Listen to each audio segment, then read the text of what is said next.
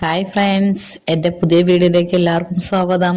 ഞാൻ ഇന്ന് റെഡിയാക്കാൻ പോകുന്നത് ചവ്വരി ചേർത്ത സേമിയ പായസമാണ്. അപ്പോൾ നമുക്ക് പായസം ഉണ്ടാക്കിയാലോ.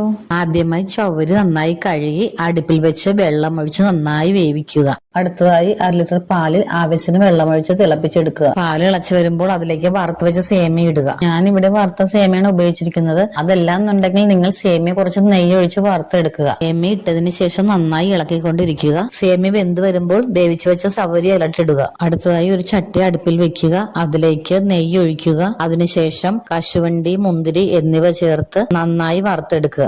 ഇനി നമുക്ക് വേവിച്ചു വെച്ച സേമിയയിലേക്ക് മിൽക്ക് മെയ്ഡ് ആഡ് ചെയ്ത് കൊടുക്കാം. എന്നിട്ട് മധുരം നോക്കിയിട്ട് ആവശ്യത്തിന് പഞ്ചസാരയും ഇട്ട് കൊടുക്കുക. അതിനുശേഷം 3-4 ഏലക്ക ചതച്ച് അതിലേക്ക് ചേർക്കുക. എന്നിട്ട് നേരത്തെ വറുത്തു വെച്ച കശുവണ്ടിയും മുന്തിരിയും നമുക്ക് ഇതിലേക്ക് ഇട്ട് കൊടുക്കാം. അപ്പോൾ നമ്മുടെ പായസം റെഡി ആയിട്ടുണ്ട്. എല്ലാവരും ട്രൈ ചെയ്ത് നോക്കണേ. എന്റെ വീഡിയോ ഇഷ്ടമായാൽ വീഡിയോ ലൈക്ക് ചെയ്യാനും ചാനൽ സബ്സ്ക്രൈബ് ചെയ്യാൻ മറക്കല്ലേ.